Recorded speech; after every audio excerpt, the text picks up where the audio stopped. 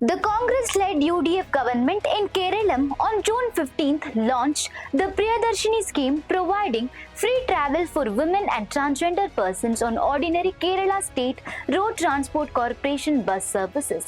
Chief Minister V.D. Satheesan inaugurated the scheme at the KSRTC bus terminal in Thampanoor, calling it a decisive step towards building a new Keralam and stated that it is a welfare measure rather than an act of charity. He said the government will provide around 800 crore rupees annually to KSRTC for its implementation. Satheesan also said Keralam has joined Karnataka, Telangana, Andhra Pradesh and Tamil Nadu in offering similar benefits to women commuters. He recalled advising a beneficiary to invest the money saved through the scheme and added that the government also plans to strengthen the private transport sector. Transport Minister C.P. John said the initiative aims to make public transport more accessible and inclusive.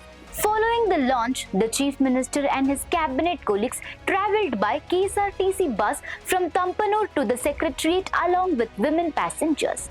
The scheme, however, drew criticism from the opposition CPI, which boycotted the inauguration, claiming that it was limited to ordinary KSRTC services, while the BJP staged protest, alleging that the UDF has not fully implemented its promise. So viewers, do you think free bus travel for women and transgender persons will improve their daily lives and financial security?